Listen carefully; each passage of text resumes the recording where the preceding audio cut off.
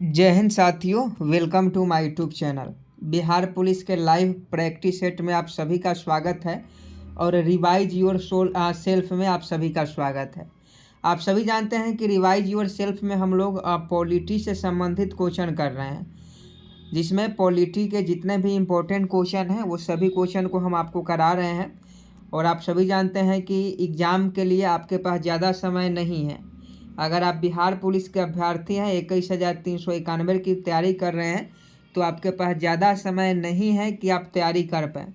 तो कम समय में बेहतरीन तैयारी आप करना चाहते हैं तो आप डेली हमारे साथ 10 बजे जुड़िएगा।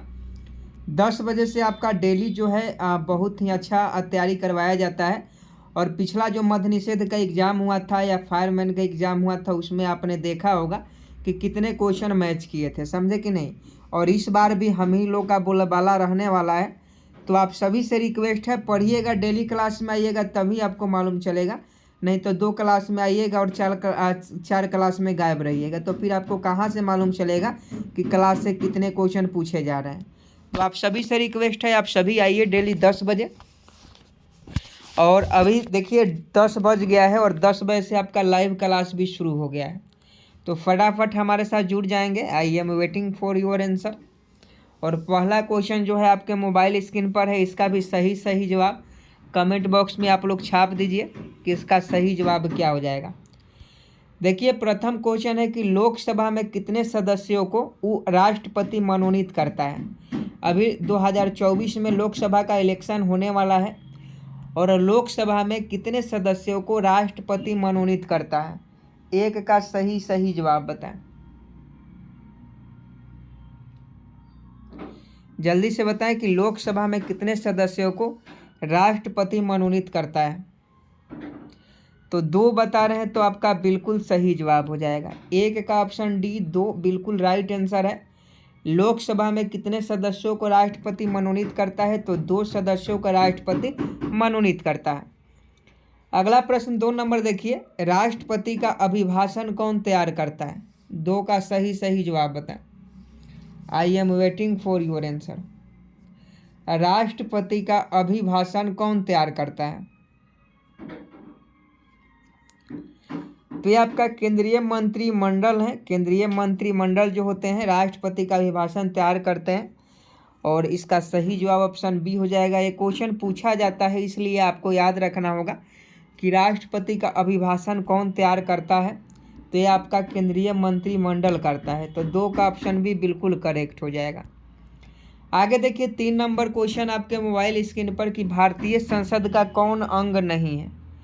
जल्दी से 3 का सही जवाब बता। भारतीय संसद का कौन अंग नहीं है। 3 का फटाफट राइट आंसर छाप दीजिए। भारतीय संसद का कौन अंग नहीं है। तो देखिए इसका सही जवाब, राष्ट्रपति भी भारतीय संसद का अंग है। लोकसभा तो संसद से ही रिलेटेड है, राज्यसभा भी संसद का अंग होता है, लेकिन उपराष्ट्रपति जो होते हैं ये संसद के कार्यवाही में भाग नहीं ले सकते हैं और इनका संसद से कोई नाता नहीं है, कोई रिलेशन संसद के द्वारा नहीं है। ये सिर्फ राज्यसभा के अध्यक्ष होते हैं। तो 3 का ऑप्शन है उपराष्ट्रपति अभी जनदीप धनखड़ है। इसका सही जवाब ऑप्शन ए हो जाएगा। आगे देखिए 4 नंबर के किस अनुच्छेद के तहत राष्ट्रपति लोकसभा को भंग कर सकता है। 1 नंबर का क्वेश्चन है, जो पढ़ेगा वो 1 नंबर पाएगा। तो 4 का सही जवाब बताएं कि किस अनुच्छेद के तहत राष्ट्रपति लोकसभा को भंग कर सकता है। तो अनुच्छेद 85 आर्टिकल 85 आपका बिल्कुल सही जवाब हो जाएगा। राष्ट्रपति लोकसभा को आर्टिकल 85 के तहत ही भंग कर सकता है। तो इसका सही जवाब 4 का ऑप्शन सी हो जाएगा, आप याद रखिएगा। अगला क्वेश्चन 5 नंबर देखिए कि भारत के राष्ट्रपति को किस अनुच्छेद के तहत मृत्यु दंड क्षमा करने का अधिकार है। 5 का सही जवाब बताएं। भारत के राष्ट्रपति को किस अनुच्छेद के तहत मृत्यु दंड क्षमा करने का अधिकार है, जल्दी से बताएंगे। तो 5 का ऑप्शन है अनुच्छेद 72 बता रहे हैं। तो आपका बिल्कुल सही जवाब है article 72 will be right answer. Bharat के राष्ट्रपति को किस अनुच्छेद के तहत मृत्यु दंड क्षमा करने का अधिकार है दोस्तों? तो 5 का जो सही जवाब हो जाएगा आर्टिकल 72 हो जाएगा। आर्टिकल 72 बिल्कुल सही जवाब है। अगला प्रश्न देखिए 6 नंबर, आंतरिक अशांति के कारण देश में राष्ट्रीय आपात कब घोषित हुआ था? जल्दी से बताएं 6 का सही जवाब।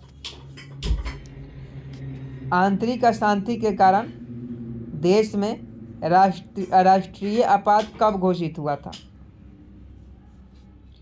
6 का सही जवाब बताएं।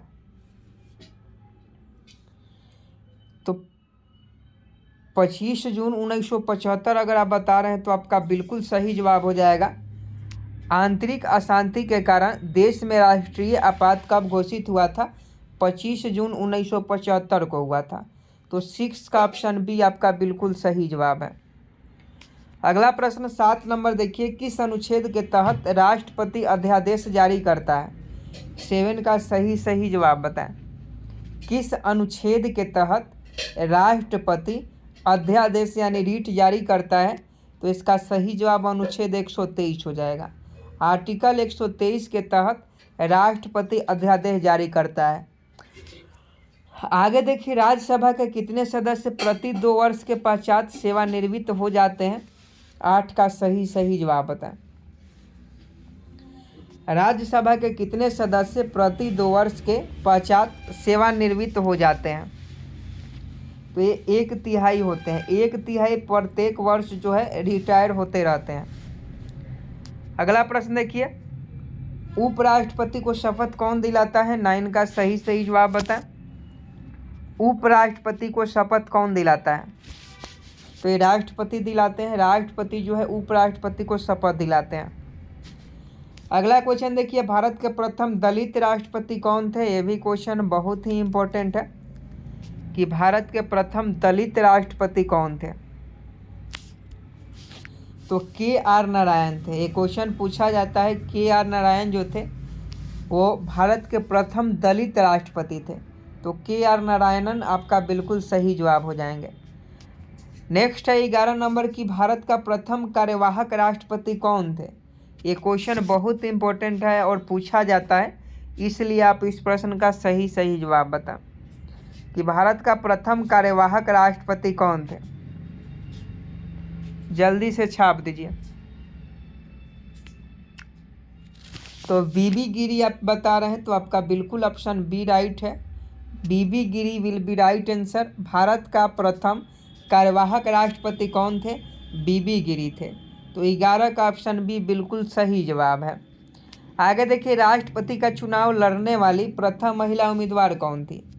ये क्वेश्चन आप लोग स्टार लगा लीजिए। बिहार पुलिस में किसी न किसी शिफ्ट में आपको ये क्वेश्चन जो है देखने को मिलेगा ही कि राष्ट्रपति का चुनाव लड़ने वाली प्रथम महिला उम्मीदवार कौन थी। जल्दी से कमेंट बॉक्स में कमेंट करके बताएं कि इसका सही जवाब क्या हो जाएगा। राष्ट्रपति का चुनाव लड़ने वाली प्रथम महिला उम्मीदवार कौन थी? तो 12 का ऑप्शन भी कैप्टन लक्ष्मी सहगल। कैप्टन लक्ष्मी सहगल आपका बिल्कुल सही जवाब है। राष्ट्रपति का चुनाव लड़ने वाली प्रथम महिला उम्मीदवार कौन थी? कैप्टन लक्ष्मी सहगल थी। आगे देखिए, और टेलीग्राम से ज्वाइन नहीं किए हैं तो आप सभी से रिक्वेस्ट है टेलीग्राम से ज्वाइन हो जाइए, क्योंकि एग्ज़ाम नज़दीक है। तो एग्ज़ाम में जो भी हेल्प हो सकता है आपको टेलीग्राम पर ही होगा। तो टेलीग्राम से जुड़िए और अपने दोस्तों को भी जोड़ने के लिए प्रेरित कीजिए। अगला क्वेश्चन देखिए, राष्ट्रपति का मासिक वेतन कितना है? बताइए, राष्ट्रपति का सैलरी कितना होता है? तो राष्ट्रपति का जो सैलरी होता है वो 5 लाख होता है। 1 महीने में 5 लाख उनको भुगतान किया जाता है संचित निधि कोष से, और 5 लाख राष्ट्रपति का सैलरी होता है। अगला क्वेश्चन देखिए, भारत का एकमात्र मुख्य न्यायाधीश कौन है जो भारत के कार्यवाहक राष्ट्रपति के पद पर कार्य कर चुके हैं? 14 का सही जवाब बताएं। भारत का एकमात्र मुख्य न्यायाधीश कौन है जो भारत के कार्यवाहक राष्ट्रपति के पद पर कार्य कर चुके हैं? तो इनका नाम M हिदायतुल्लाह है, सभी लोग जानते हैं। भारत का एकमात्र मुख्य न्यायाधीश कौन है जो भारत के कार्यवाहक राष्ट्रपति के पद पर कार्य कर चुके हैं? M हिदायतुल्लाह है। ये बच्चा बच्चा जानता है और ऑप्शन डी बिल्कुल सही जवाब हो जाएगा। अगला क्वेश्चन 15 नंबर देखिए कि संसद का सदस्य नहीं होने पर कोई नागरिक कितने समय तक मंत्री के पद पर रह सकता है? जल्दी से बताएं। संसद का सदस्य नहीं होने पर कोई नागरिक कितने समय तक मंत्री के पद पर रह सकता है? तो ये 6 माह आपका बिल्कुल सही जवाब है। 6 माह विल बी राइट आंसर। संसद का सदस्य नहीं होने पर कोई नागरिक 6 महीने तक मंत्री बन सकता है। आगे देखिए 16 नंबर की अभी तक भारत में कुल कितनी बार राष्ट्रीय आपात लागू किया जा चुका है? फटाफट बताएं। तो 16 का ऑप्शन ए हो जाएगा 3 बार। 3 बार अभी तक भारत में राष्ट्रीय आपात लागू किया जा चुका है। अगला क्वेश्चन 17 नंबर देखिए आपातकाल की उद्घोषणा के कितने दिनों के अंदर संसद की स्वीकृति जरूरी है? फटाफट 17 का सही जवाब बताएं। आपातकाल की उद्घोषणा के कितने दिनों के अंदर संसद की स्वीकृति जरूरी है? तो 1 महीना आपका बिल्कुल सही जवाब है। आगे देखिए किसी भी राज्य में राष्ट्रपति शासन किस अनुच्छेद के तहत लगाया जाता है? तो आर्टिकल तो आपको याद ही होगा, ये आर्टिकल 356 है और यही जम्मू कश्मीर में लगा हुआ था जिसे अब हटा दिया गया है। आगे देखिए किसी भी राज्य में राष्ट्रपति शासन की अधिकतम समय सीमा कितनी होती है? तो किसी भी राज्य में राष्ट्रपति की अधिकतम समय सीमा जो होती है ये 3 वर्षों का होती है और 356 के तहत राष्ट्रपति शासन किसी भी राज्य में लागू की जा सकती है। आगे देखिए राष्ट्रीय आपात की उद्घोषणा कौन करता है? फटाफट 20 का सही जवाब बताएं। राष्ट्रीय आपात की उद्घोषणा कौन करता है? तो ये आपका राष्ट्रपति करते हैं, प्रेसिडेंट ऑफ इंडिया करते हैं।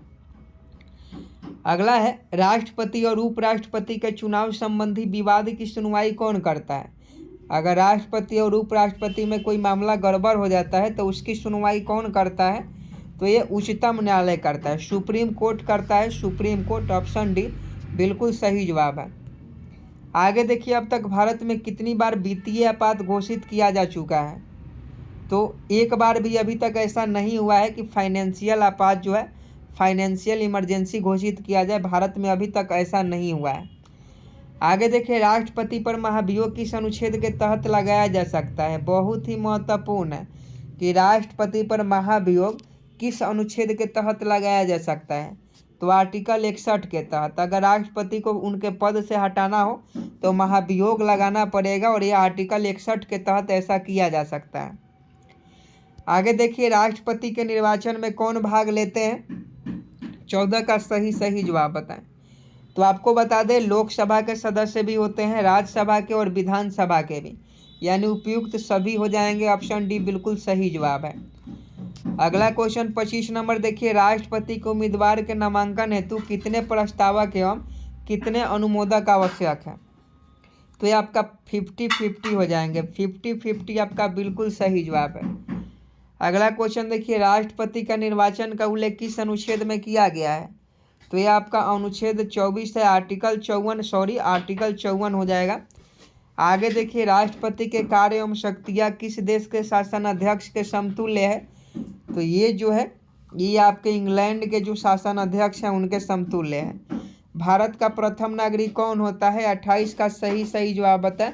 और ये कई बार क्वेश्चन पूछा गया है कि भारत का प्रथम नागरिक कौन होता है? तो ये राष्ट्रपति होता है। राष्ट्रपति जो होता है भारत का प्रथम नागरिक होता है। आगे देखिए भारत के किस राज्य में सर्वप्रथम राष्ट्रपति शासन लागू किया गया? तो आप सभी जानते हैं ये जो है ये आपका पंजाब है। पंजाब में सबसे पहले राष्ट्रपति शासन लागू किया गया। आगे देखिए राष्ट्रपति भवन कहाँ पर स्थित है? तो राष्ट्रपति भवन जो है आपका रायसीना पहाड़ी पर स्थित है, रायसीना पहाड़ी पर। आगे देखिए वित्तीय आपातकाल की घोषणा किस अनुच्छेद के तहत की जाती है? तो ये आपका अनुच्छेद 360 होता है। आर्टिकल 360 के तहत वित्तीय आपातकाल की घोषणा की जाती है। भारत के प्रथम उप प्रधानमंत्री कौन थे? तो बताइए। सरदार वल्लभ भाई पटेल बिल्कुल सही जवाब है। भारत के प्रथम उप प्रधानमंत्री जो थे सरदार वल्लभ भाई पटेल थे। राज्यसभा की पहली बैठक कब हुई थी? तो आपको बता दें 13 मई 1952 को राज्यसभा की पहली बैठक हुई थी। आगे देखिए अविश्वास प्रस्ताव द्वारा हटाए जाने वाले प्रथम भारतीय प्रधानमंत्री कौन है? तो विश्वनाथ प्रताप सिंह हैं। विश्वनाथ प्रताप सिंह को अविश्वास प्रस्ताव के द्वारा प्रधानमंत्री पद से हटाया गया। नेक्स्ट है, राज्यसभा के सदस्यों का कार्यकाल कितने वर्षों का होता है? तो 6 वर्षों का होता है। आज का लास्ट प्रश्न है और होमवर्क का क्वेश्चन है कि राष्ट्रपति राज्यसभा में कितने सदस्यों को मनोनीत करता है? तो ये आपका 12 सदस्यों को मनोनीत करता है। तो इसका सही जवाब ऑप्शन डी हो जाएगा। आज के लिए बस इतना ही, मिलते हैं नेक्स्ट वीडियो में, तब तक के लिए जय हिंद जय भारत।